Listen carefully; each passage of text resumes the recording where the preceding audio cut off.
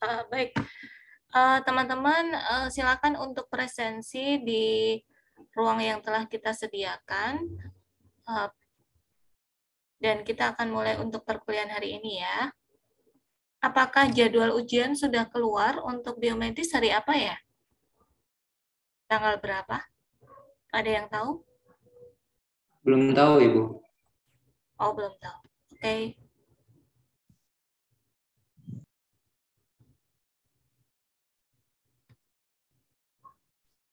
Baik, untuk kesempatan kali ini kita akan membahas tentang sistem endokrin. Ketika teman-teman belajar tentang apa itu sistem endokrin itu adalah sistem yang mengatur hormon yang ada di dalam tubuh. Nah, sistem endokrin itu pada dasarnya terdiri dari 9 organ, teman-teman. Jadi ada dari organ pineal, ada dari hipotalamus, kemudian ada pituitari, yang keempat tiroid, paratiroid, kemudian dari kelenjar timus, dari kelenjar adrenal, dari kelenjar pankreas, dan dari kelenjar ovarium maupun testis. Ovarium pada perempuan dan testis pada laki-laki.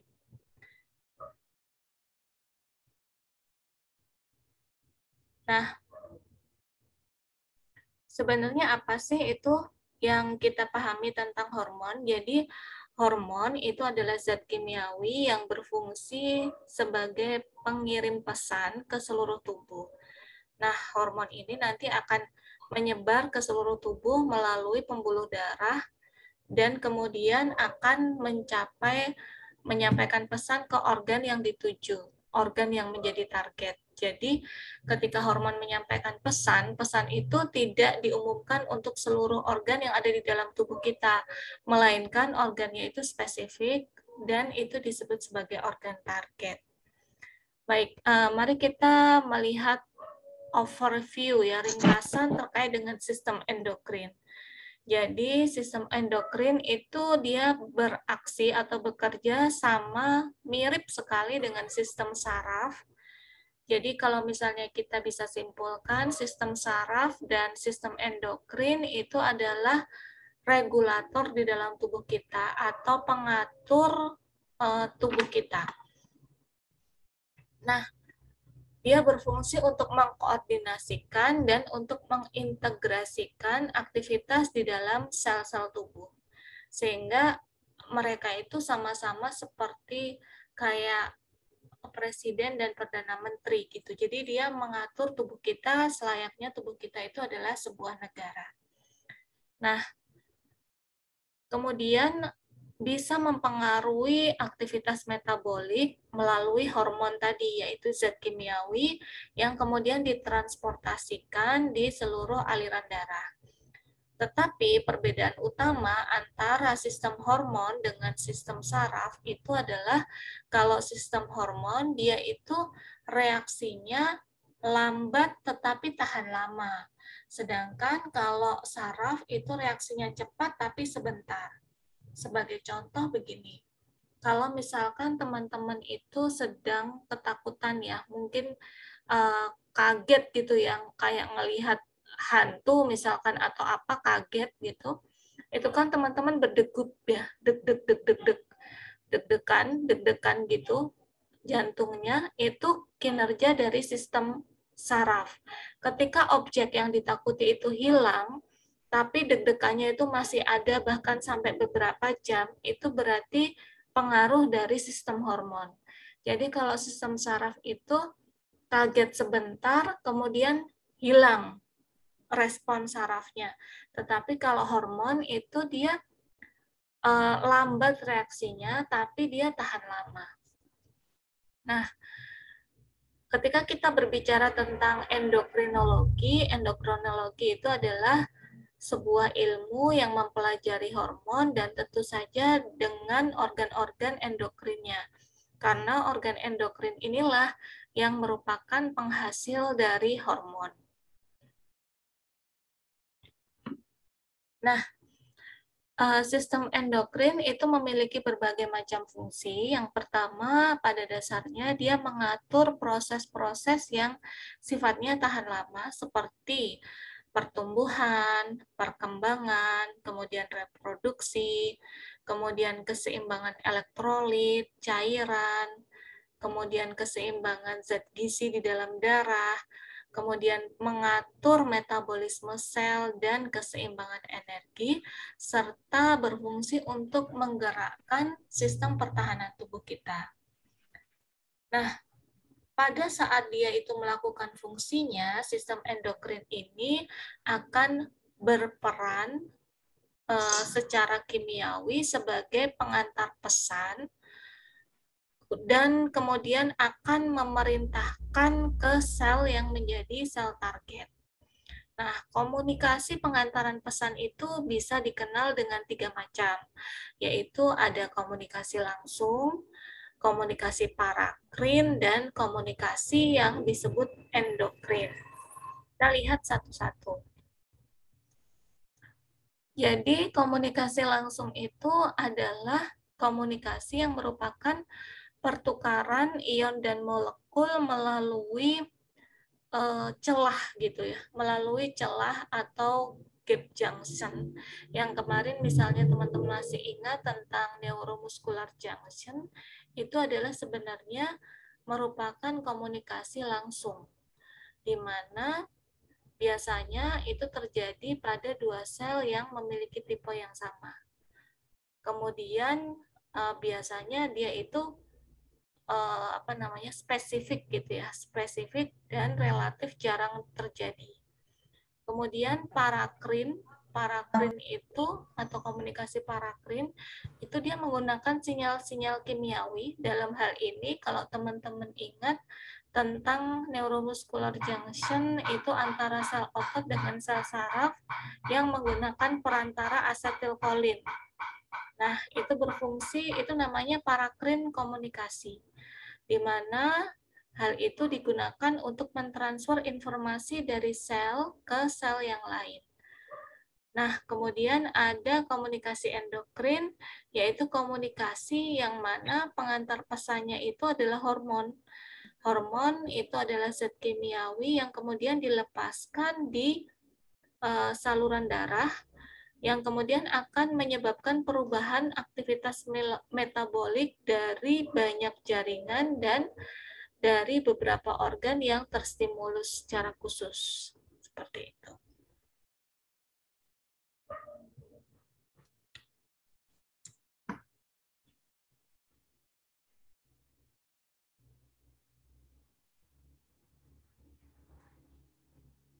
Nah, teman-teman mungkin masih ingat waktu di SMA bahwa ada kelenjar eksokrin dan ada kelenjar endokrin.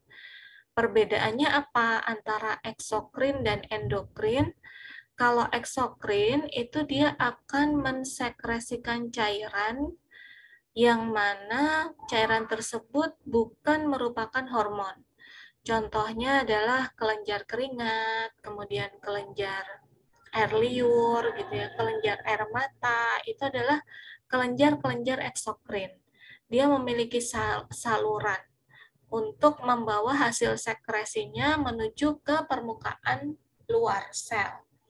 Sedangkan kalau kita kenal apa yang disebut sebagai kelenjar endokrin itu adalah kelenjar yang mampu memproduksi hormon dan dia sedikit memiliki saluran. Nah, kelenjar endokrin tadi sudah kita jelaskan ya, ada 9 organ, ada kelenjar pituitari, ada kelenjar tiroid, ada kelenjar paratiroid, ada kelenjar adrenal, dan ada kelenjar pineal. Kemudian yang lainnya itu dia tidak memiliki kelenjar. Kemudian ada hipotalamus. Hipotalamus itu adalah organ di otak yang dia dikenal sebagai neuroendokrin organ. Kenapa dia dikenal sebagai neuroendokrin organ? Karena hipotalamus ini bisa bekerja dengan melalui dua mekanisme, yaitu mekanisme saraf dan mekanisme hormonal. Nah, ada beberapa organ dari 3 organ endokrin ini yang dia juga memiliki kelenjar eksokrin. Jadi dia memiliki 2 fungsi, baik berupa kelenjar endokrin yang menghasilkan hormon maupun kelenjar eksokrin yang dia mampu mensekresikan cairan yang berguna bagi tubuh. Contohnya adalah kelenjar pankreas. Nanti ada bagian eksokrinnya dan bagian endokrinnya. Kemudian ada gonad atau kelenjar kelamin, kemudian ada plasenta. Nah, ada juga jaringan-jaringan lainnya dan organ-organ lain yang tidak termasuk dari maaf, ada beberapa jaringan yang dia itu mampu memproduksi hormon, tetapi dia itu tidak termasuk kelenjar endokrin. Seperti misalnya sel adiposa, kemudian sel-sel yang ada pada usus halus, kemudian lambung, ginjal, jantung, itu kan organ-organ yang dia juga mampu menghasilkan hormon, tetapi dia tidak tergolong sebagai organ endokrin. Baik, sampai di sini apakah ada pertanyaan teman-teman?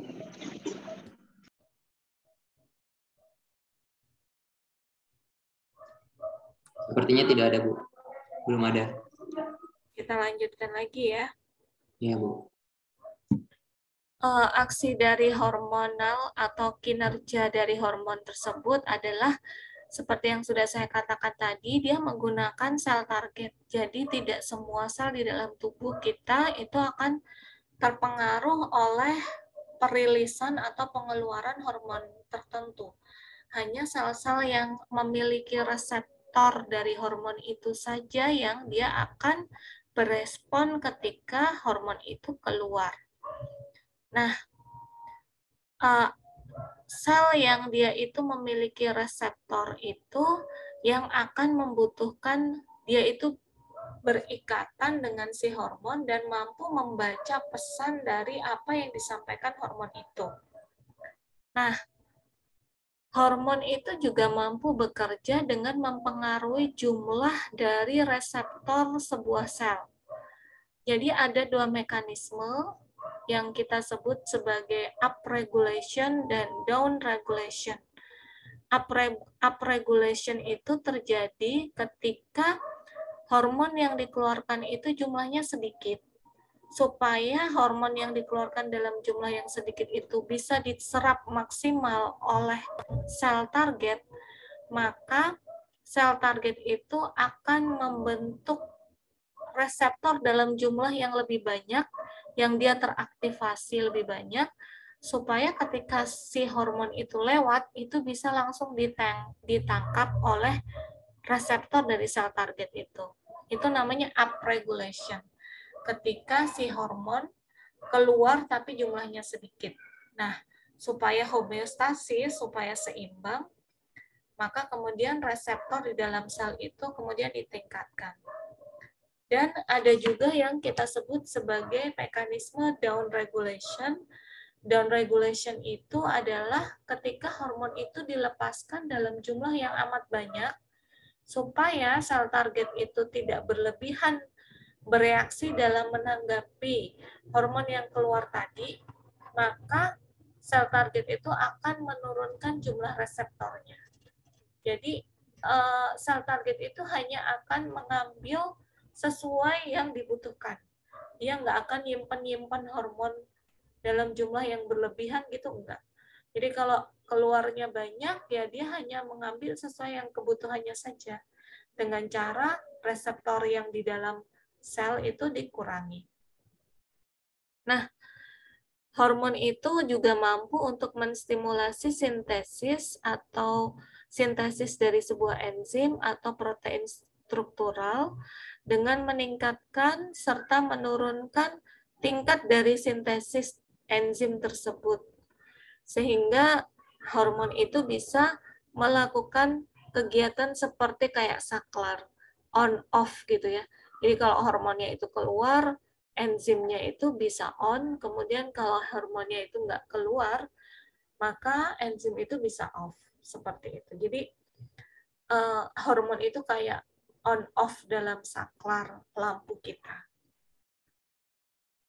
Nah, kinerja dari hormon tadi seperti lock and key atau kunci dengan gembok, yang mana itu menggambarkan bahwa interaksi hormon dengan reseptor dari sebuah sel yang spesifik terhadap hormon itu. Jadi kalau misalkan hormonnya itu berbentuk bulan sabit gitu, kalau reseptornya sel target itu tidak berbentuk bulan sabit, ya maka dia tidak bisa lock and key gitu, tidak bisa saling menggandeng dan menggembok. Tapi kalau misalkan sama, ya dia langsung bisa menggandeng. Itulah yang disebut sebagai reseptor spesifik dari sebuah hormon. Jadi kinerjanya itu sangat spesifik kalau hormon itu dengan mekanisme lock and key. Nah, ketika kita berbicara tentang reseptor dari sebuah hormon, maka pada dasarnya reseptor itu terdiri dari dua jenis, yaitu reseptor steroid dan reseptor non-steroid. Nah, perbedaannya di mana? Reseptor yang steroid itu artinya lemak ya. Jadi ada steroid hormon, artinya hormon yang dia itu modal dasarnya dari lemak. Sedangkan hormon non-steroid itu adalah hormon yang modal dasarnya itu bukan dari lemak, melainkan dari protein.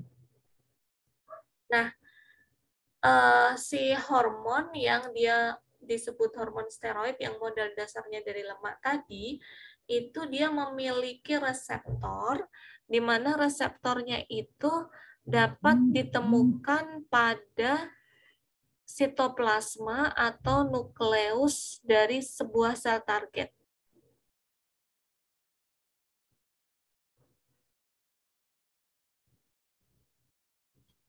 Ini.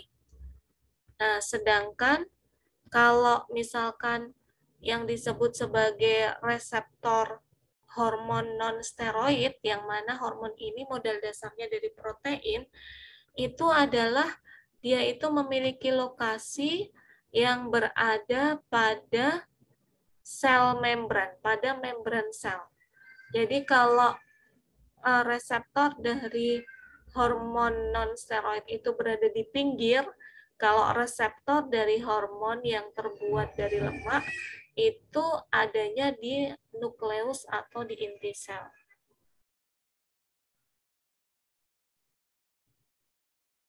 Nah, di sini kita lihat tentang aksi dari hormon-hormon yang dia itu terbuat dari protein. Jadi bahan dasarnya adalah protein. Hormon yang memiliki bahan dasar protein, pertama, dia akan berikatan dengan reseptornya, di mana reseptornya itu terletak pada membran plasma sel target. Kemudian, dia tidak dapat secara langsung mempengaruhi aktivitas yang ada di dalam sel target. Kemudian, dia akan menggunakan menggunakan sebagai perantara enzim atau zat kimia lain untuk menyampaikan pesan kedua. Dan kemudian dia beraksi hanya sebagai pengaktifasi, penghambat, maupun pemercepat dari sebuah reaksi metabolik. Nah, seperti itu yang terjadi pada hormon-hormon yang dia merupakan hormon non-steroid atau hormon yang dia bahan dasarnya dari protein. Nah, teman-teman bisa lihat dari gambar ini adalah hormon yang dia itu bahan dasarnya adalah protein. Maka reseptor dari hormon itu adanya di membran plasma, di pinggir-pinggir sini. Nah, seperti itu. Dia bisa bertindak untuk mengaktifasi, bisa juga untuk menginhibisi atau menghambat. Nah, seperti itu teman-teman. Kemudian kita lihat lagi adalah aksi dari hormon yang larut lemak. Karena memang hormon ini terbuat dari lemak, sehingga hormon ini itu memiliki reseptor yang berada di dalam inti sel. contoh hormon-hormon yang dia itu larut lemak atau terbuat dari lemak itu adalah hormon testosteron, hormon kelamin, kemudian hormon T3, tiroksin, hormon T4, triidotironin, dan hormon kalsitonin. Nah, karena dia terbuat dari lemak, tentu saja dia mampu larut dalam sebuah lemak, dan dia mampu untuk berdifusi melalui membran sel. Nah,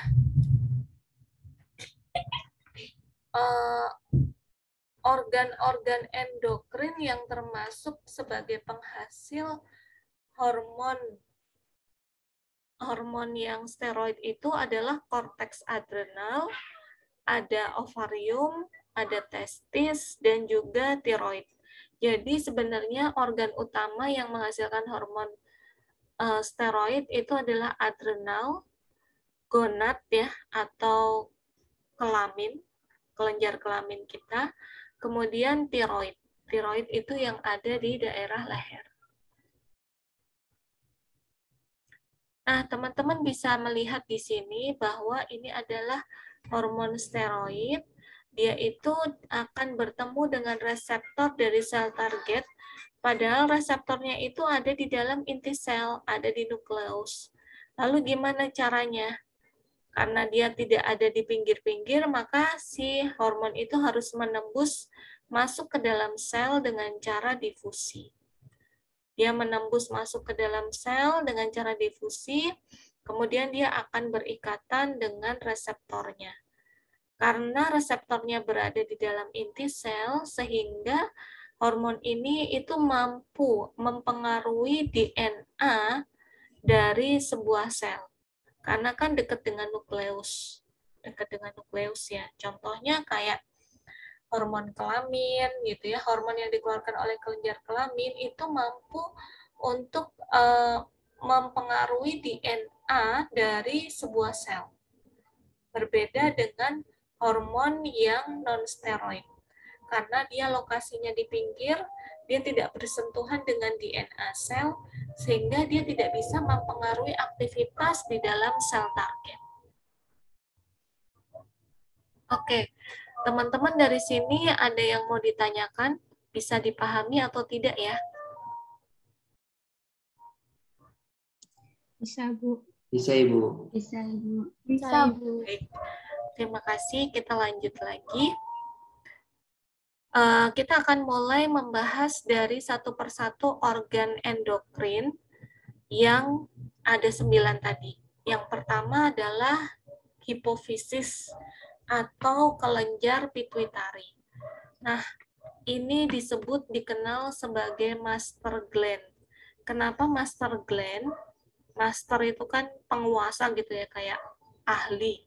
Gland itu kelenjar. Jadi, kenapa disebut sebagai master gland? Karena hormon yang dihasilkan oleh hipofisis atau pituitari ini tuh banyak banget gitu, dan dia itu hormonnya akan mempengaruhi banyak aktivitas sel yang ada di dalam tubuh. Nah, kalau kita lihat kita lihat organnya, kita bisa lihat di sini bahwa kelenjar pituitari itu dia bentuknya itu seperti kelereng yang ada di dalam otak, yang ada di dalam dasar otak, di dasar otak. Nah, dia itu kayak double gitu ya, ada depan, ada belakang. Sehingga disebut sebagai hipofisis anterior dan hipofisis posterior. 80% hormon itu dikeluarkan oleh hipofisis anterior dan 20% hormon itu dikeluarkan oleh hipofisis posterior.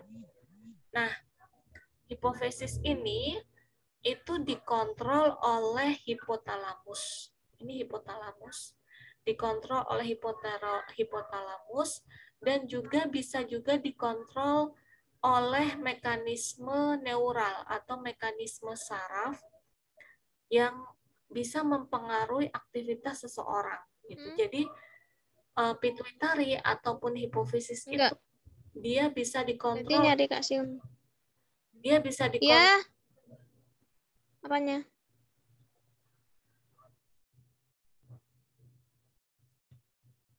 Oke, saya lanjut lagi.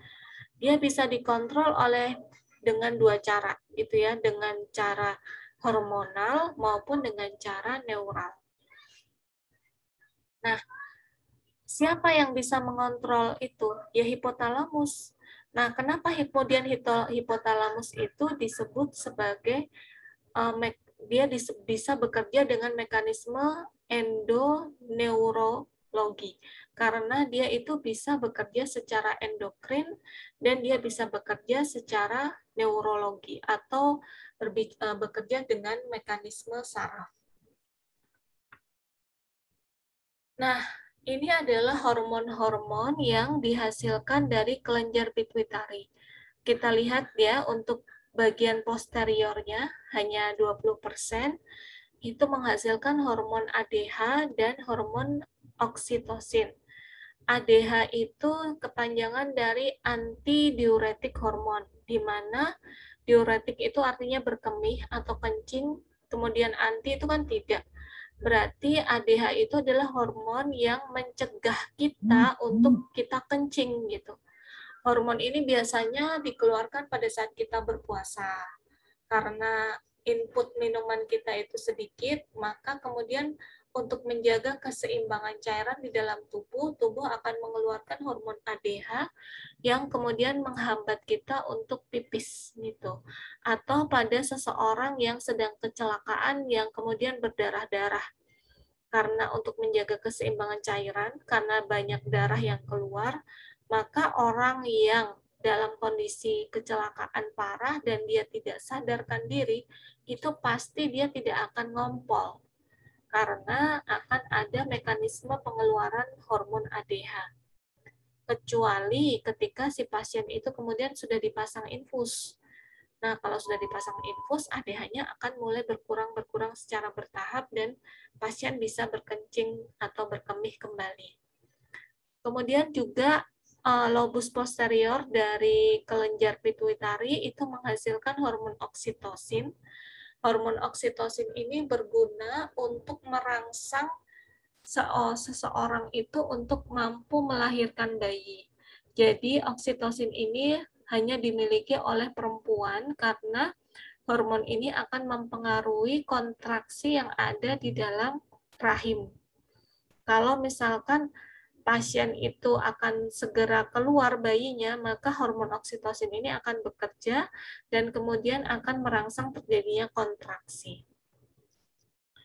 Nah, kemudian pada lobus anterior, di daerah pituitari anterior, itu ada beberapa hormon, dan hormonnya itu banyak banget, 80% hormon ada di lobus anterior. Kayak ai gitu enggak? Kayak ai no di gitu agar ya.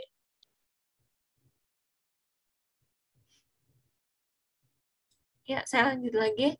Untuk lobus anterior itu ada hormon yang disebut adenokortikotropik atau ACTH, kemudian ada hormon pertumbuhan atau growth hormone, kemudian ada hormon TSH atau thyroid stimulating hormone, kemudian ada follicle stimulating hormone, ada luteinizing hormone, dan hormon prolaktin. Mari kita bahas satu persatu ya. Ini hormon pertumbuhan teman-teman pasti udah tahu terkait dengan bagaimana seseorang itu kemudian tumbuh dan berkembang menjadi besar.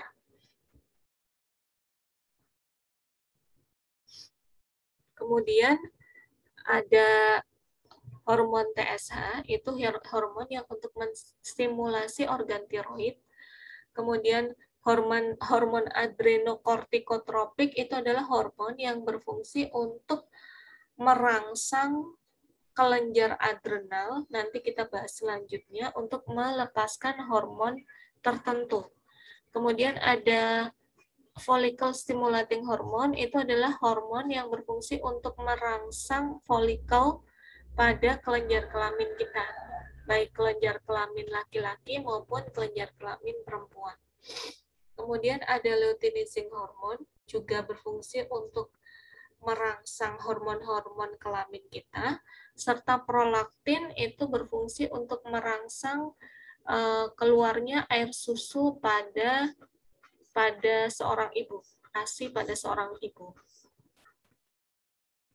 Nah, apabila ada kekurangan dari growth hormone, maka akan terjadi kasus di mana pasien itu menjadi kerdil ya, pasien kerdil, kemudian kegagalan tumbuh, kemudian ada abnormalitas dari distribusi lemak di dalam tubuh, kemudian kadar gula darah itu menjadi sangat turun meskipun baru beberapa saat setelah makan. Sedangkan apabila terjadi kelebihan dari hormon pertumbuhan, itu akan sebaliknya akan menyebabkan terjadinya gigantisme atau orang menjadi tubuhnya besar raksasa atau kemudian disebut sebagai akromegali, di mana otot-ototnya membesar, tulang-tulangnya memanjang gitu ya, karena pertumbuhan yang berlebihan. Kemudian ada ADH ya, tadi ADH itu dikeluarkan di posterior, di bagian posterior dari hipofisis. Apabila hormon ini kekurangan, maka akan terjadi penyakit yang kita sebut sebagai diabetes insipidus, di mana kencing itu terjadi terus-terusan, jadi kayak keran bocor gitu ya. Karena antidiuretik itu kan adalah hormon yang menahan kencing. Kalau ADH-nya itu sedikit, yang terjadi adalah kayak kebocoran gitu. Jadi kayak kencing terus, akibatnya akan terjadi poliuri. Poliuri itu banyak kencing, yang kemudian akan berdampak pada dehidrasi atau haus. Dehidrasi itu kekurangan cairan yang kemudian berespon seperti kehausan. Jadi kayak keran bocor, minumnya banyak tapi kencingnya juga banyak. Kemudian apabila antidiuretik hormon itu over, terlalu berlebihan, maka akan terjadi SIADH, di mana kencingnya itu nggak keluar sama sekali atau bahkan sangat sedikit dan terjadi penimbunan cairan yang ada di dalam tubuh. Sehingga pasien itu kayak bengkak-bengkak di seluruh tubuhnya. Nah, ini teman-teman, jadi ini adalah mekanisme dari pekerjaan hormon yang ada di hipotalamus, yang ada di hipofisis. Jadi dari hipotalamus itu akan memerintahkan kepada hormon yang ada di hipofisis di sini akan bertugas untuk merangsang pengeluaran hormon yang ada di hipofisis, di mana hormon yang ada di hipofisis tersebut ketika keluar, dia baru akan merangsang keluarnya hormon di organ-organ target. Nah, sebagai contoh, misalkan hormon yang dia itu diperintahkan oleh hipotalamus untuk yang nomor 3 ini ya, hipotalamus yang kemudian digunakan untuk memerintahkan hormon di hipofisis ini mengeluarkan ACTH atau adenokortikotropik hormon. Nah, ACTH ini akan merangsang si adrenal, kelenjar adrenal yang ada di atas ginjal itu untuk menghasilkan hormon adrenalin ataupun hormon noradrenalin. Nah, kita lihat di sini, di gambar di sini, kita bisa lihat di sini bahwa pelepasan hormon itu terjadi pada pada hipotalamus. Jadi hipotalamus ini akan mengeluarkan hormon yang nama-nama hormonnya itu pasti ada RH-nya. Kayak thyroid releasing hormone, corticotropin releasing hormone, gonadotropin releasing hormone. Jadi kalau ada RH-RH seperti ini, itu pasti hormon yang dilepaskan oleh hipotalamus. Kemudian hormon ini akan berdampak pada hipofisis dan merangsang hipofisis untuk mengeluarkan hormon yang akan menstimulasi organ target. Maka hormon-hormon yang ada di hipofisis ini biasanya akan ditambahin SH di belakangnya. seperti thyroid stimulating hormone, follicle stimulating hormone, luteinizing hormone, dan lainnya. Kemudian ada yang adenocorticotropin hormone. Nah, kita lihat di sini bahwa dari TRH yang dilepaskan oleh hipotalamus akan merangsang pituitari atau hipofisis untuk mengeluarkan TSH, thyroid stimulating hormone, yang mana organ targetnya itu adalah kelenjar tiroid. Nah, kelenjar tiroid ini sebagai organ target dari TSH. Kalau TSH itu sudah mengeluarkan, kalau TSH itu sudah mempengaruhi kelenjar tiroid, maka kelenjar tiroid ini akan melepaskan hormon tiroid. Seperti itu. Jadi ini juga sama, corticotropin hormone, CRH atau corticotropin releasing hormone akan mempengaruhi adenocorticotropin hormone, yang mana ini akan mempengaruhi kelenjar adrenal atau suprarenal itu untuk melepaskan glukokortikoid. Nah, seperti itu, sampai ke bawah-bawahnya. Jadi, kinerja dari hormon itu bertingkat-tingkat, teman-teman. Itulah mengapa hormon itu aksinya itu lambat, tapi dia tahan lama. Seperti itu. Nah, teman-teman bisa lihat ringkasannya pada gambar di sini. Ini adalah kelenjar hipofisis atau kelenjar pituitari, yang mana dia bisa dikontrol langsung oleh hipotalamus, dan hipotalamus itu bekerja langsung secara sistem saraf dan bekerja juga secara hormonal dengan melepaskan dengan melepaskan hormon. Nah, di sini kita bisa lihat bahwa bagian anterior dari kelenjar pituitari ini menghasilkan mayoritas dari hormon yang dihasilkan oleh kelenjar pituitari. Sedangkan bagian posteriornya hanya menghasilkan 20% dari hormon yang dilepaskan oleh kelenjar pituitari. Kita bisa lihat di sini ada hormon ACTH untuk berfungsi untuk merangsang kelenjar adrenal atau suprarenal. Thyroid stimulating hormone atau TSH merangsang kelenjar tiroid. Gonadotropin hormone akan mampu merangsang liver maupun organ-organ kelamin. Kemudian ada prolaktin, dia berfungsi untuk merangsang keluarnya ASI pada kelenjar payudara. Kemudian ada follicle stimulating hormone di sini berfungsi untuk merangsang pengeluaran hormon-hormon kelamin bersamaan juga dengan LH. Jadi yang warna ungu ini, teman-teman, ini adalah kelenjar pituitari, hormon yang dilepaskan oleh kelenjar pituitari bagian depan, dan yang berwarna hijau ini itu adalah hormon yang dilepaskan oleh kelenjar pituitari bagian posterior atau bagian belakang. Baik, sampai di sini apakah ada pertanyaan?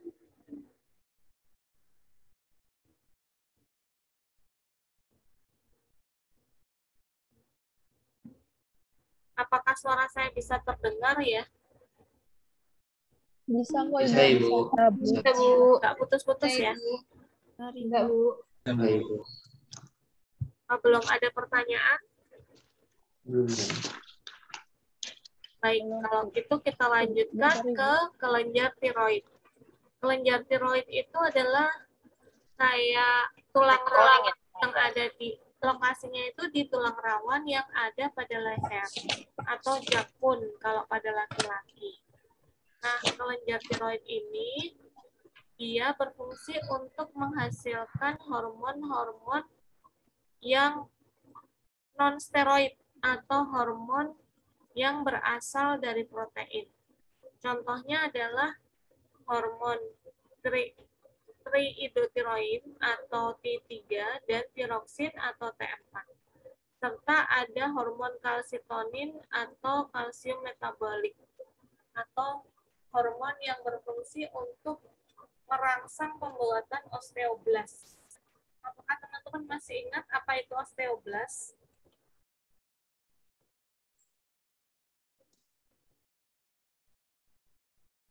Tulang apa ya? 11. Penyusun tulang. Sel tulang. Sel tulang. Sel tulang apa? Sel tulang pembangun ya. Sel tulang pembangun. Osteoblast. Ya, sel tulang pembangun.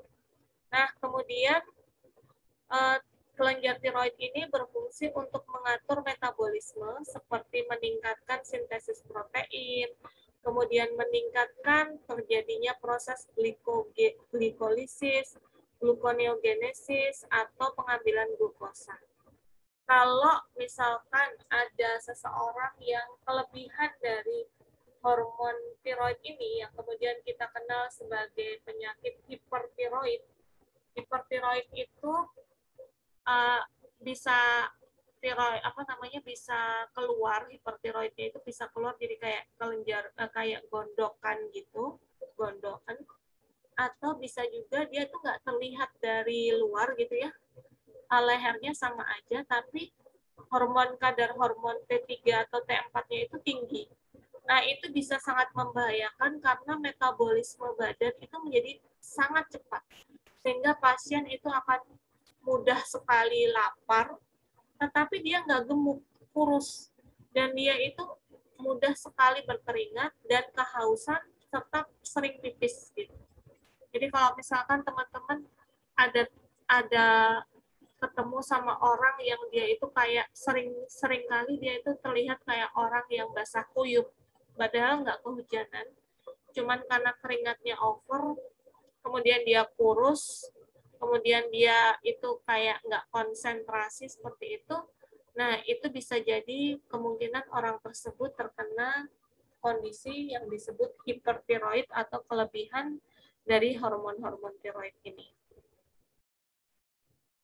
Nah, pada dasarnya seluruh hormon tadi berfungsi untuk membuat supaya kondisi tubuh kita itu homeostasis atau seimbang.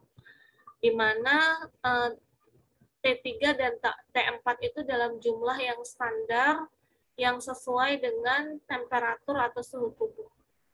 Apabila ada gangguan homeostasis seperti penurunan T3 atau penurunan konsentrasi T4 di dalam tubuh yang biasanya terjadi akibat dari suhu tubuh yang turun.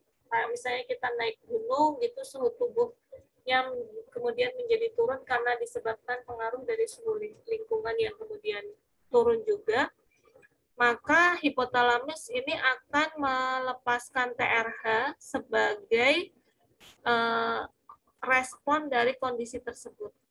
Kemudian TRH ini akan merangsang pada kelenjar pituitari supaya kelenjar pituitari itu melepaskan TSH. TSH itu dilepaskan di mana tadi teman-teman? Anterior atau posterior hipofisis? Masih ingat? Anterior ya, Bu? Ya, di anterior. Ya. Ya, di anterior. Jadi setelah dikeluarkan di TSH dari hipofisis anterior, maka TSH ini akan merangsang kelenjar tiroid ini untuk melepaskan T3 dan T4.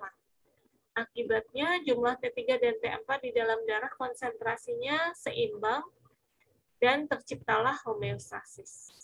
Seperti itu. Nah, selanjutnya yang kedua itu adalah kelenjar paratiroid. Disebut paratiroid karena sebenarnya lokasinya itu pada tiroid, tapi dia embedded atau menempel pada kelenjar tiroid. Jadi kayak kancing-kancing kecil yang melekat ya, menempel pada kelenjar tiroid, itu disebut sebagai kelenjar paratiroid. Di mana kelenjar paratiroid ini dia memiliki fungsi untuk berespon terhadap kadar kalsium di dalam darah yang turun atau yang rendah gitu. Jadi fungsi dari fungsi dari kelenjar paratiroid ini akan menghasilkan hormon paratiroid atau PTH yang berfungsi untuk merespon pada konsentrasi kalsium yang kurang dari kebutuhan tubuh.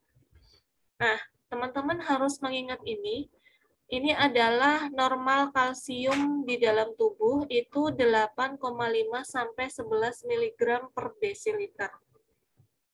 Nah, apabila terjadi gangguan homeostasis, seperti misalnya kalsium di dalam darah itu meningkat, maka kelenjar tiroid ini akan berespon dengan cara dia akan meningkatkan produksi kalsitonin.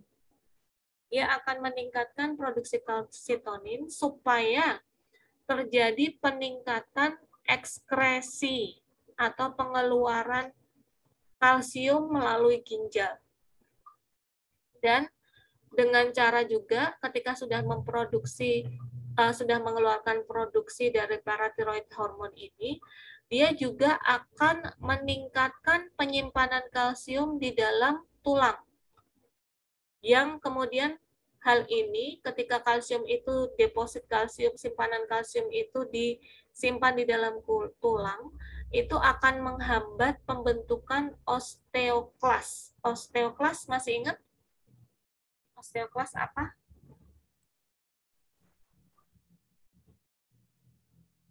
Osteoklas? Ada yang ingat nggak? Sel pemecah tulang sebenarnya. Ya, sel tulang penghancur. Sel tulang penghancur. Jadi penyimpanan kalsium itu akan membuat tulang menjadi kuat sehingga jumlah sel tulang penghancur atau yang membuat tulang-tulang kita keropos itu menjadi semakin minimal.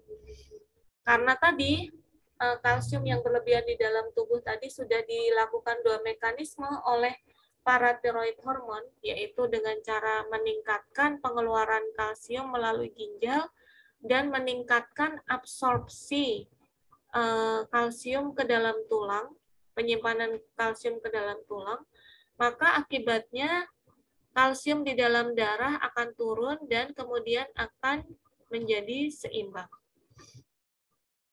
Sebaliknya, apabila terjadi kondisi di mana kalsium itu jatuh ya atau di bawah normal dari kebutuhan tubuh, maka justru yang dilepaskan adalah hormon paratiroid.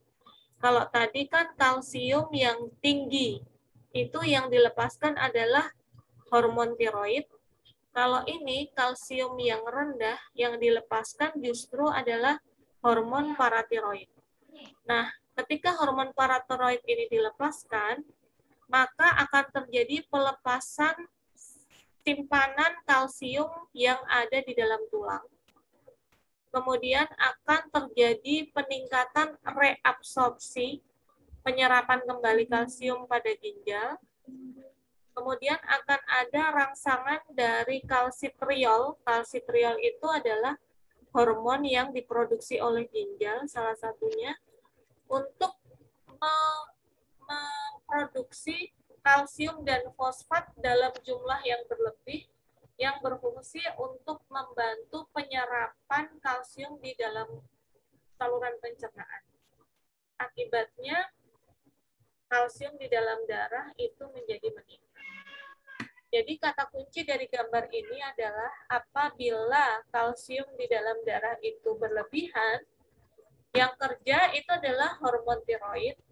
Sedangkan apabila kalsium di dalam tubuh itu menurun atau decline, itu yang kerja adalah hormon paratiroid. Ada yang mau ditanyakan? Belum ada? Ibu tanya, Bu. Ya. Silakan. Efek samping dari kelebihan hormon tiroid itu apa ya, Bu? Tadi yang saya sebutkan. Jadi metabolismenya dia itu akan menjadi sangat cepat gitu. Kalau pada perempuan itu berbahaya karena nanti bisa mengakibatkan kayak keguguran atau kondisi yang sangat hebat pada saat kehamilan dengan adanya ketika dia itu sendirian aja metabolismenya udah cepat ya. Apalagi ketika ada janin pada seorang perempuan, ketika ada janin yang kemudian tinggal di sana itu kan metabolismenya menjadi semakin meningkat, double meningkatnya. Sehingga pada ibu-ibu yang dia itu memiliki kelebihan hipertiroid itu biasanya ketika dia memilih hamil itu pengawasannya harus ekstra karena sangat besar kemungkinannya dia itu jatuh pada kondisi glukosanya itu drop, turun banget gitu. Metabolisme cepat itu artinya di dalam tubuh kita itu dalam waktu singkat itu bisa merasa kayak kehilangan nutrisi dalam jumlah banyak, padahal kita nggak ngapa-ngapain. Tapi karena mesinnya itu kerja cepat gitu, karena adanya hormon tiroid tadi yang berlebihan, sehingga menimbulkan kondisi yang ekstrim. Jadi metabolismenya itu langsung jatuh turun, orangnya lapar lagi, jatuh turun lagi, orangnya lapar lagi, seperti itu. Dan itu kan tidak hanya mempengaruhi nutrisi, tapi juga dia akan mempengaruhi cairan, mempengaruhi cadangan kalsium di dalam tubuh gitu. Sehingga memang pada dasarnya kalau pada orang perempuan yang dia mengalami hipertiroid itu tidak dianjurkan hamil sebelum hormonnya itu terkendali. Karena kalau misalnya terkendali, kalau misalnya tidak terkendali, rata pada saat si pasien itu hamil, itu akan bisa menimbulkan kematian ibu dan bayi. Seperti itu, sebelum waktu dilahirkan. Begitu? Semoga bisa menjawab. Untuk menetralkannya itu apa ya, Bu? Agar tidak terlalu berlebihan dalam hormon tiroidnya. Itu harus dengan pengobatan. Jadi harus diobati dengan konsultasi ke bagian endokrin. Nanti ada obat-obat tertentu untuk membuat hormon itu menjadi turun. Hormon itu turun dan itu harus dikontrol gitu. Jadi pada dosis berapa obat ini diminum dia bisa turun pada kondisi homeostasis. Kalau dia kelebihan itu masih berbahaya. Jadi dia mau nggak mau ketika memang kena permasalahan hormon itu dia menjadi ketergantungan dari obat hormon tersebut. Tapi bukan karena kecanduan, bukan ya. Tapi untuk membuat supaya kadar hormonnya itu stabil. Seperti itu. Ya. Kita lanjutkan. Cukup menjawab tidak ya?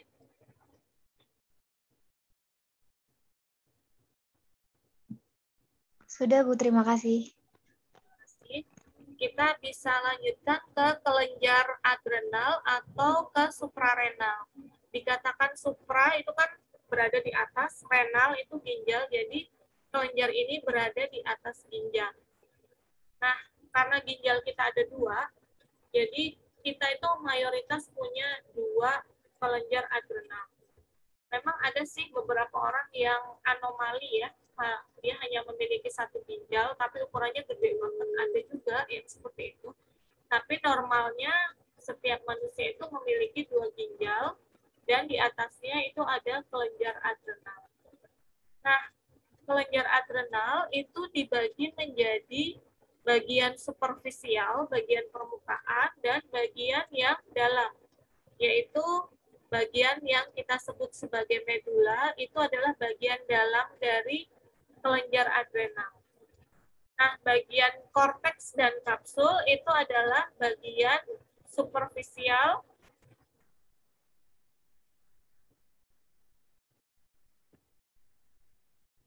Pak. Sebentar, mohon maaf.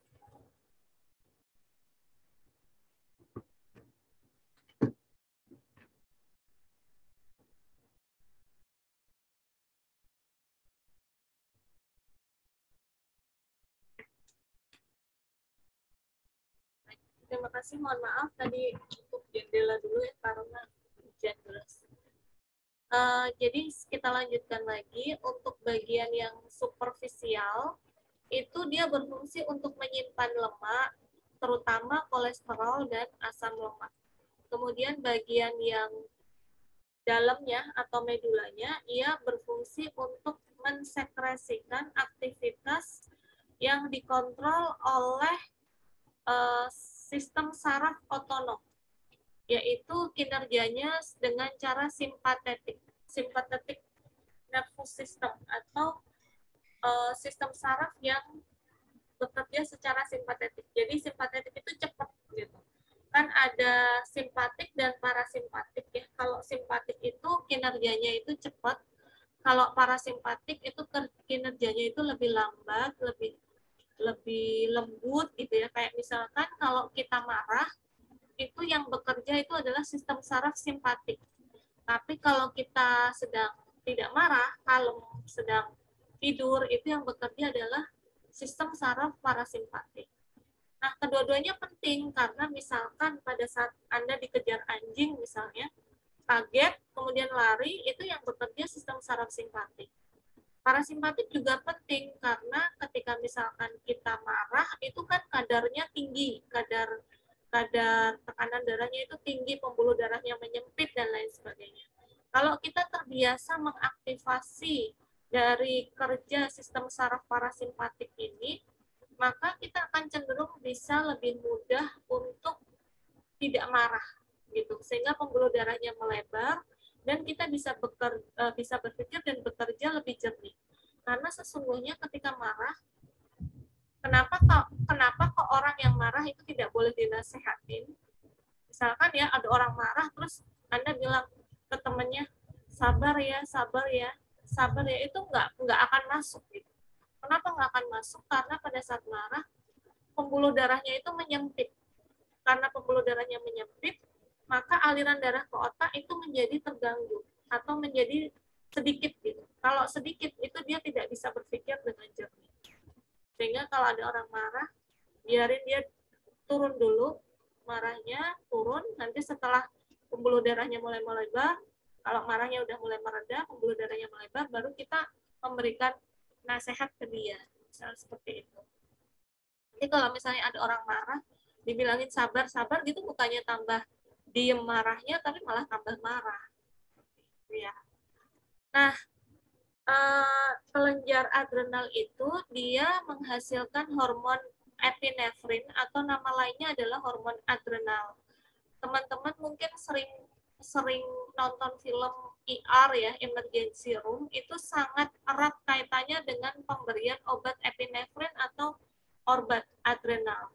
Pada saat ada orang yang mau di disease shock itu yang kayak dikasih telikaan pengejut itu loh. Kalau misalnya ada orang yang koma, kemudian kita berikan dia epinefrin, itu supaya terjadi peningkatan heart rate dan blood pressure atau peningkatan denyut jantung dan tekanan darah. Harapannya jantung itu akan memompa kembali gitu. Kemudian juga meningkatkan respirasi, pernafasan. Jadi harapannya dia kemudian paru-parunya itu mengembang mengempis lebih cepat. Kemudian meningkatkan metabolic rate atau status metabolik, kemudian meningkatkan glikogenolisis dan mengakibatkan terjadinya bronkodilasi atau pelebaran bronkus. Nah, obat-obatan ini biasanya akan diberikan pada orang-orang yang menjelang koma itu, yang kemudian kita coba untuk disuntikan epinefrin 1 ampul gitu, kemudian dikejutkan dengan disease shock ya. Disease shock namanya, kayak setelika yang untuk mengejutkan itu. Nanti kita lihat apakah heart rate-nya itu meningkat atau tidak. Kalau misalnya belum, kemudian kita akan kita akan pijat jantungnya yang seperti ini. Gerakannya itu kita pijat jantungnya untuk beberapa saat. Kemudian kita lihat lagi jantungnya ada aktivitas atau tidak. Kalau tidak, kita suntikkan lagi epinefrin seperti ini. Nah, teman-teman nanti akan mempelajari itu di keperawatan emergensi atau keperawatan gawat darurat. Nah, berikutnya ada kebalikannya dari epinefrin, itu yaitu norepinefrin atau noradrenalin, yang mana dia berfungsi untuk menyempitkan pembuluh darah atau vasokonstriksi.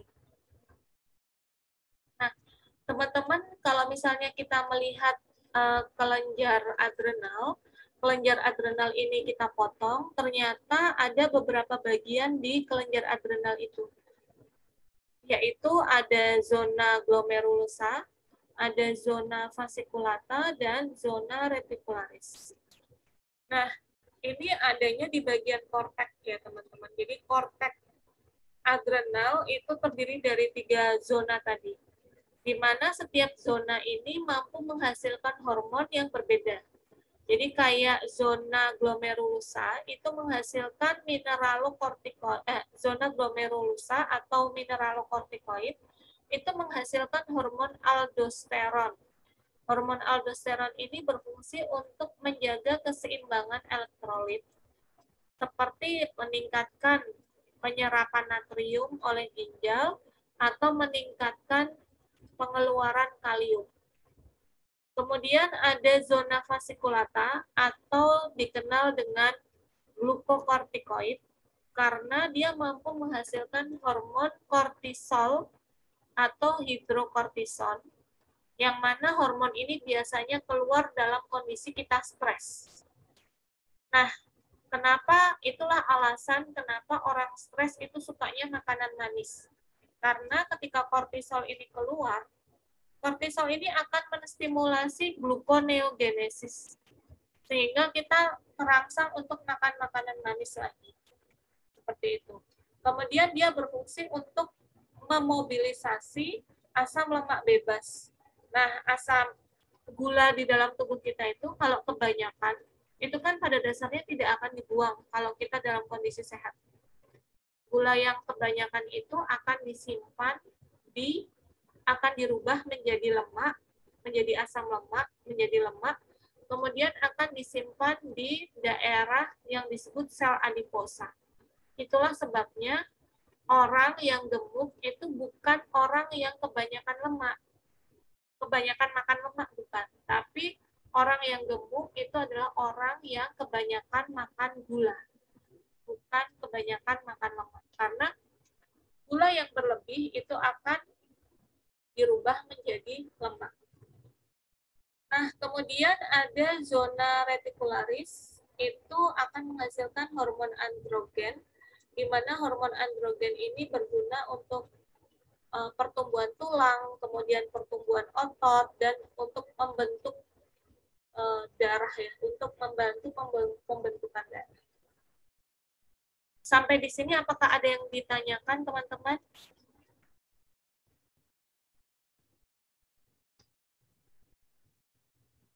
Belum ada? Bisakah kita lanjutkan? Suara saya cukup terdengar nggak ya? Soalnya di sini hujan deras. Dengar, Bu. Dengar, Bu. Oke. Kita lanjutkan dengan kelenjar pineal. Kelenjar pineal ini ya teman-teman, kita lihat di sini, ini adalah kelenjar pineal. Kelenjar pineal ini dia berlokasi di atap ventrikel ketiga. Jadi nanti kalau kita udah bicara saraf, nanti kita lihat bahwa bagian otak itu ada yang disebut ventrikel. Nah, kelenjar pineal ini mengandung yang disebut pinealosit. Pinealosit ini berfungsi untuk mensintesis hormon melatonin. Hormon melatonin itu beda dengan hormon melanin. Kalau hormon melanin itu yang diajarkan Bu Lutfi di sistem integumen, yaitu untuk memberikan warna kulit. Tapi kalau hormon melatonin itu hormon yang berfungsi untuk mengatur cardiac rhythm atau ritme atau irama sirkadian. Irama sirkadian itu artinya kapan waktu tidur, kapan waktu kerja, dan lain sebagainya, itu diatur oleh sistem sirkadian rhythm tadi. Kemudian hormon melatonin ini juga berfungsi untuk menghambat fungsi reproduksi karena dia itu berperan pada kondisi istirahat. Jadi kalau misalnya teman-teman itu tidur nyenyak, itu disebabkan karena adanya hormon melatonin ini. Termasuk bagaimana cara merangsang supaya hormon melatonin ini bisa bekerja secara maksimal, itu dengan cara mematikan lampu pada saat tidur. Karena dengan mematikan lampu, maka kelenjar pineal ini bisa bekerja secara maksimal untuk melepaskan melatonin. Kemudian mampu juga melindungi dari kerusakan akibat radikal bebas. Nah, selanjutnya kita masuk ke organ pankreas.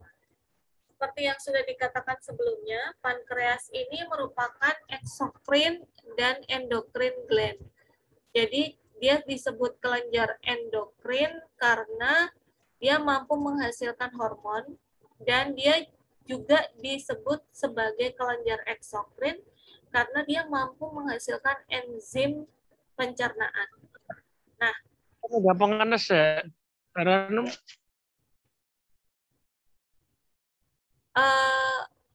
Enzim pencernaan ini dihasilkan oleh sel asinar, sedangkan kalau hormon itu dihasilkan oleh sel-sel pankreas yang disebut sebagai Langerhans. Sel Langerhans.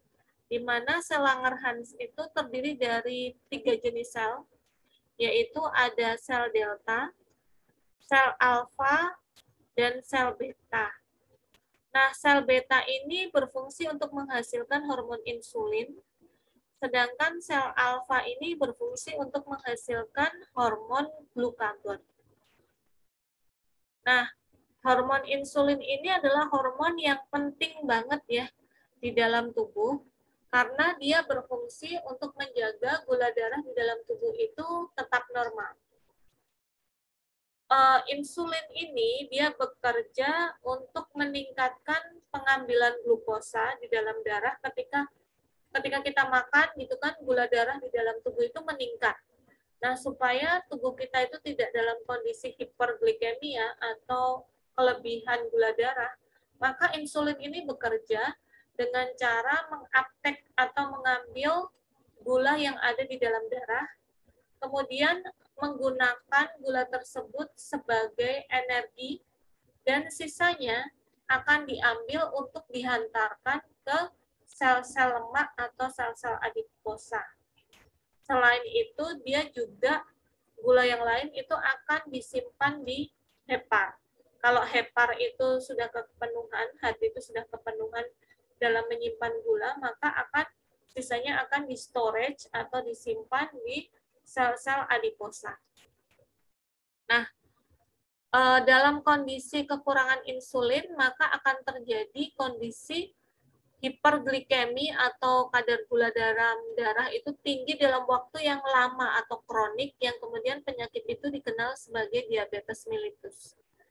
Tetapi apabila insulinnya itu over, terlalu berlebihan, itu yang kemudian biasanya terjadi ketika pankreasnya itu ada tumornya atau ada kanker di pankreas, sehingga mengakibatkan kondisi sebaliknya, yaitu gula darah itu dalam kondisi anjlok atau hipoglikemi. Kedua-duanya bisa berbahaya dan berakibat fatal bagi tubuh. Kemudian glukagon tadi berarti yang harus ada di tengah-tengah ya, Bu. Jangan berlebihan dan jangan kekurangan. Iya, betul. Harus ada dalam kondisi yang homeostasis. Dan kita harus paham bahwa kadar gula darah yang tinggi itu secara genetik bisa diturunkan ke keturunan kita. Jadi kalau misalnya Anda punya orang tua yang diabetes, kemungkinan besar Anda itu juga sebagai seorang pembawa gen diabetes. Tapi itu bisa terjadi, bisa enggak gitu. Tergantung bagaimana gaya hidup kita. Nah, parahnya saat ini, karena kondisi yang serba digital, kemudian kondisi makanan yang kita konsumsi itu over junk food. Hampir semua makanan yang dijual itu adalah junk food ya. Seperti gorengan, itu kan digoreng berkali-kali dengan minyak yang kadar gulanya itu menjadi lebih meningkat, lebih banyak dari yang seharusnya. Kemudian makanan yang terbuat dari tepung itu banyak banget tersebar, dan itu menjadi makanan konsumsi sehari-hari yang akan meningkatkan kadar gula darah dalam tubuh. Padahal ciri khas dari sebuah gula, ketika seseorang itu mengkonsumsi gula dalam jumlah yang berlebih, itu dia akan memiliki kondisi yang disebut sebagai adiksi glukos atau kecanduan gula. Sehingga orang yang makan gula itu lebih banyak, itu dia akan cenderung mudah lapar dan cenderung akan mencari gula lagi. Hal ini sudah terjadi dalam penelitian dimanapun gitu ya. Kalau misalkan orang yang kadar gulanya itu terkontrol atau bahkan dia sedikit mengkonsumsi gula, dia akan tidak mudah lapar dan akan lebih sehat dibandingkan orang yang terlalu sering makan gula. Dan gula itu bukan berarti cuma gula pasir, gula Jawa gitu ya, tapi kue, kemudian gorengan, fried chicken, kentang, goreng, dan lain sebagainya yang digoreng-goreng itu kadar gulanya tinggi. Dan perlu kita ketahui bahwa Indonesia itu termasuk sebagai negara yang dia itu mayoritas penduduknya itu kekurangan protein. Jadi luar biasa ya, kelebihan gula dan kekurangan protein. Jadi jangan dipikir orang yang gemuk itu dia itu sudah over semuanya, bukan. Biasanya orang yang gemuk itu adalah over kalori, over gula, tapi dia proteinnya kurang dari kebutuhan yang seharusnya. Nah, diabetes sekarang itu banyak banget menyerang anak muda. Kalau dulu trennya itu kan menyerangnya usia dewasa. Kalau sekarang itu sudah banyak sekali yang terkena itu pada usia muda. Bahkan anak-anak itu dikenal dengan diabetes juvenil. Itu adalah diabetes yang dia menyerang pada anak-anak. Karena sudah ada stigma di dalam masyarakat kita bahwa anak yang gemuk itu berarti anak yang sehat gitu. Padahal belum tentu gitu. Apalagi kalau sampai gemuk banget itu resikonya dia kadar gulanya tinggi. Kemudian orang dengan kadar gula tinggi itu akan sangat mudah cepat lelah. Seperti itu. Baik. Kita lihat lagi glukagon tadi ya. Glukagon itu dia dilepaskan oleh sel alfa. Dia berfungsi untuk meningkatkan cadangan energi. Kemudian dia akan bergerak untuk bekerja untuk menstimulasi pemecahan glikogen pada otot skeletal dan pada jaringan hati. Jadi kan tadi gula itu disimpan di hati ya. Jadi kalau misalkan kita itu pengen segera menggunakan cadangan gula yang ada di dalam tubuh kita, itu kita bisa olahraga dengan angkat beban. Karena olahraga angkat beban itu adalah olahraga yang menggunakan otot-otot dalam jumlah yang banyak. Nah, kalau menggunakan otot-otot dalam jumlah banyak, maka otot-otot itu akan menguptake atau mengambil kadar gula secara langsung. Dan akan mampu membongkar jaringan gula, membongkar cadangan gula yang ada di hepat. Tapi ingat bahwa olahraga itu sebaiknya dilakukan dalam kondisi belum makan gitu. Karena kalau misalnya sudah makan, kemudian olahraga, yang dipakai adalah gula yang baru saja teman-teman makan gitu.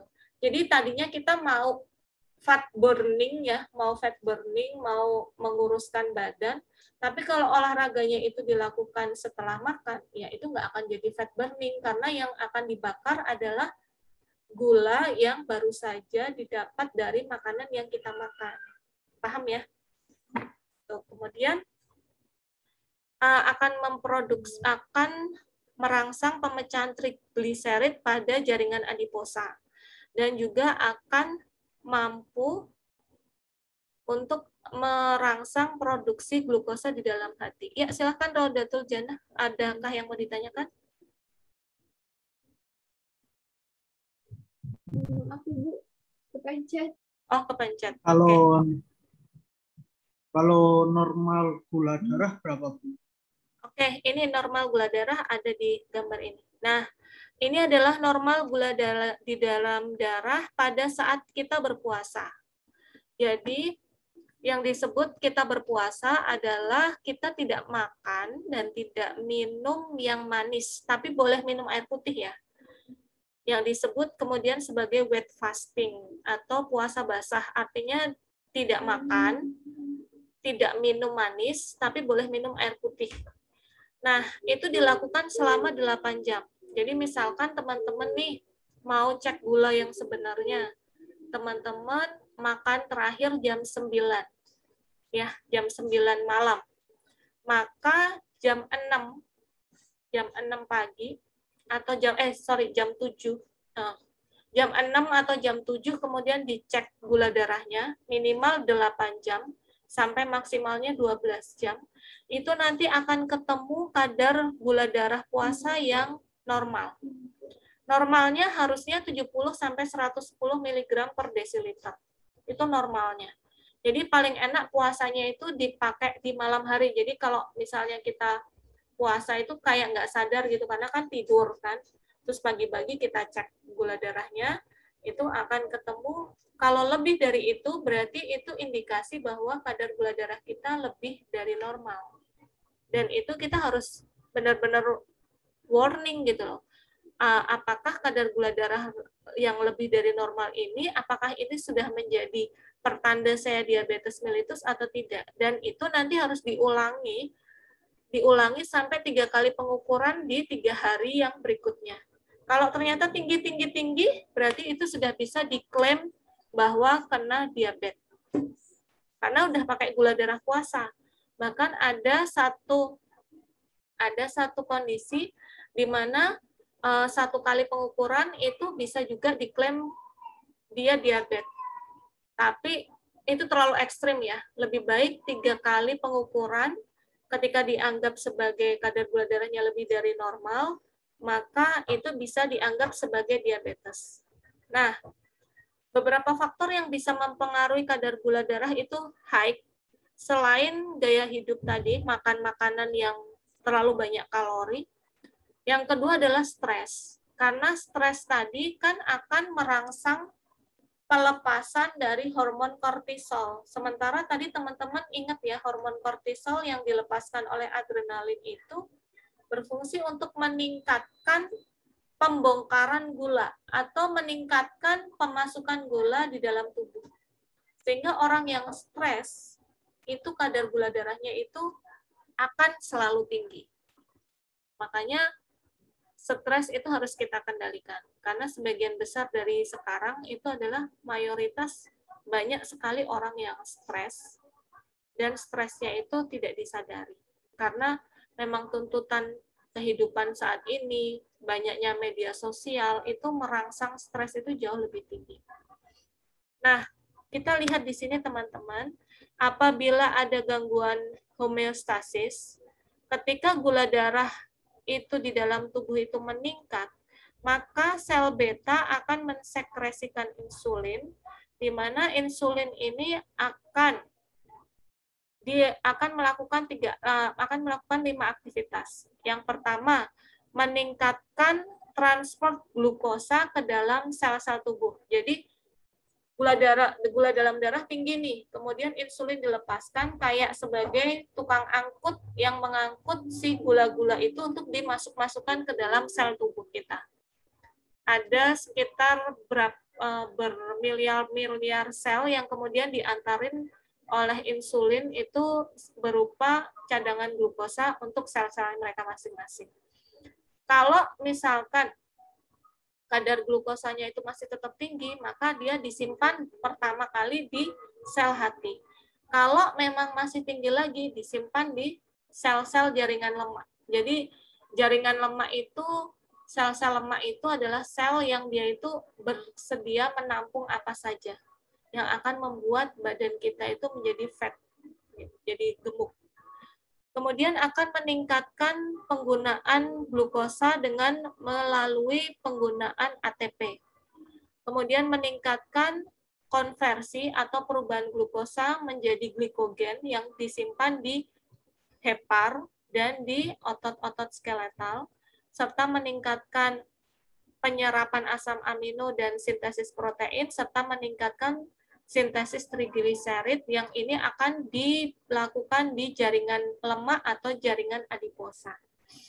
Akibatnya gula di dalam darah konsentrasinya itu akan menurun sehingga akan terjadilah homeostasis. Sebaliknya, apabila kadar gula darah di dalam tubuh itu rendah, maka justru sel alfa berfungsi untuk mensekresikan glukagon. Jadi kalau sel darah tinggi yang kerja insulin, sel darah rendah yang kerja adalah glukagon. Gitu. Nah, glukagon ini berfungsi untuk meningkatkan pemecahan glikogen menjadi glukosa. Glikogen tadi kan disimpan di hepar dan sel otot. Kemudian meningkatkan pemecahan lemak dipecah menjadi asam lemak, serta meningkatkan sintesis dan melepaskan glukosa di dalam hati. Nah, pelepasan glukagon oleh sel alfa ini biasanya terjadi pada saat kita fasting atau puasa. Jadi kalau kita berpuasa itu kita tuh insya Allah nggak akan mati ya. Kalau misalnya kita kelaparan banget, lihat cadangan lemak yang ada di dalam perut kita, cadangan lemak yang ada di dalam badan kita, selama cadangan lemaknya itu masih ada, kita tuh insya Allah nggak akan bakalan mati. Yang ada paling kita cuma lapar. Dan lapar itu ketika kita bertahan, karena lapar itu biasanya hanya terjadi selama 1 jam, setengah sampai 1 jam. Ketika kita bertahan menahan lapar itu akan hilang sendiri. Dan kemudian kita akan terbiasa dengan kondisi di mana tubuh kita itu akan kehilangan gula, dan ketika gula darah itu turun, maka yang terjadi adalah pelepasan glukagon dengan cara membakar cadangan-cadangan lemak yang ada di dalam tubuh kita. Itulah mengapa fasting atau berpuasa itu adalah diet yang paling mudah dan paling alami yang sudah dikembangkan beribu-ribu tahun, dan itu diajarkan juga oleh Rasulullah. Oke, kita masuk pada kelenjar testis dan ovarium. Jadi ada testis pada laki-laki itu berfungsi untuk memproduksi hormon androgen, di mana hormon androgen ini akan memproduksi hormon testosteron yang akan membuat laki-laki itu benar-benar maskulin gitu. Jadi benar-benar pria banget. Kalau laki-lakinya itu testosteronnya sedikit, itu akan jadi laki-laki yang kemayu gitu loh. Jadi agak halus gitu. Bentuk kulitnya itu tidak maco, kurang maco, otot-ototnya juga kurang berkembang. Itu kalau testosteronnya ada dalam jumlah yang sedikit dan estrogennya dalam jumlah yang banyak. Sehingga ada beberapa orang yang mengatakan, saya terasa terlahir sebagai seorang perempuan meskipun dia seorang laki-laki, karena estrogen yang dilepaskan oleh tubuh itu dalam jumlah banyak, sedangkan testosteron yang dilepaskan itu justru dalam jumlah yang sedikit. Apakah kemudian itu berarti dia adalah transgender? Bukan ya, karena Allah menciptakan hanya 2 jenis kelamin, laki-laki dan perempuan. Orang itu hanya mengalami kelainan, bisa secara psikologi, mental, bisa juga karena kelainan secara fisiologi, kekurangan hormon tadi. Sehingga caranya adalah dengan cara diberikan suntikan hormon. Selain itu juga berfungsi untuk mensekresikan inhibin. Jadi testis juga berfungsi untuk mensekresikan hormon inhibin, yang mana hormon ini berfungsi untuk mendukung terjadinya maturasi atau kematangan sperma. Jadi sperma yang teman-teman miliki para lelaki itu adalah aset, karena aset itu dijadikan sebagai penerus keturunan kita nanti. Maka sperma itu harus dijaga.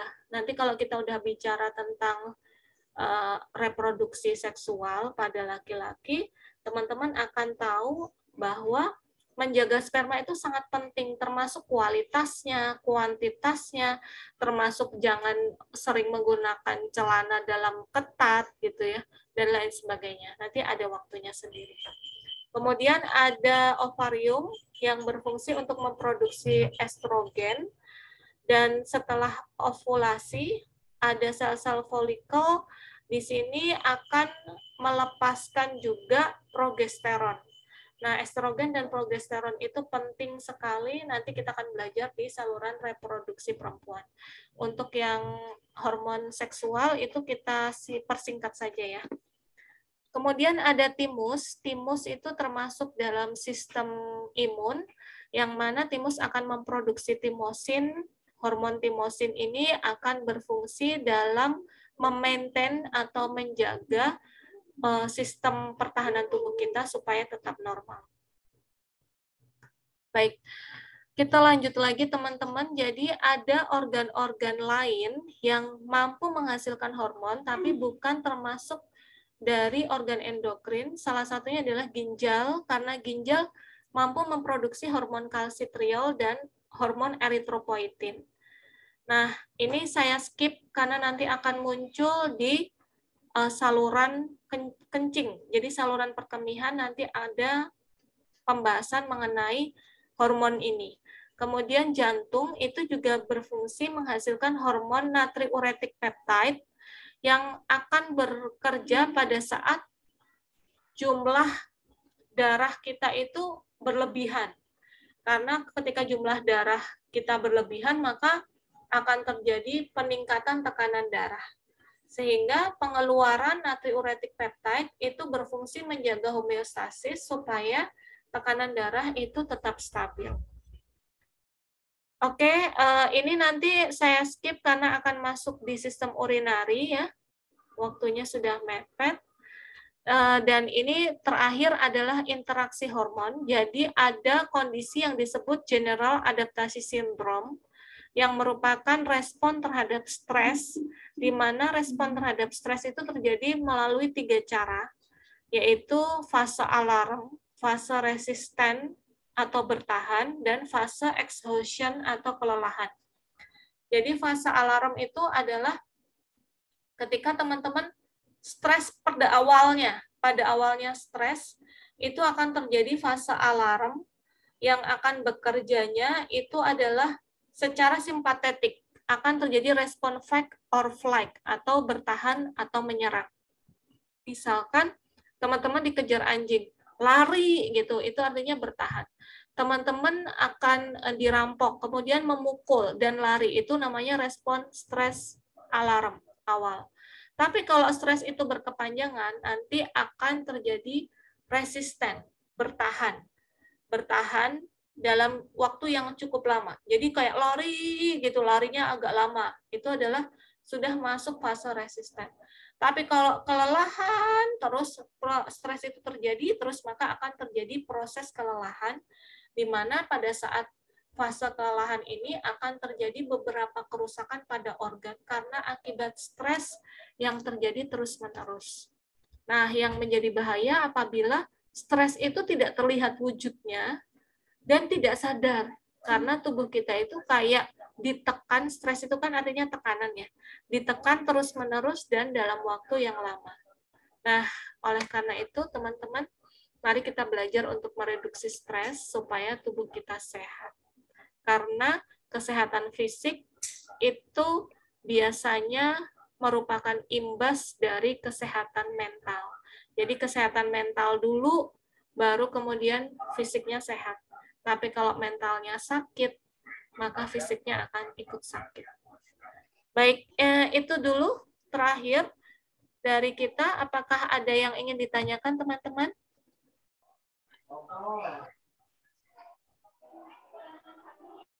Adakah? Kalau tidak ada, mungkin ya. Kalau tidak ada, mungkin bisa open kamera ya, biar saya bisa dokumentasikan. Yuk, teman-teman silakan di open kameranya. Open cam sebentar aja.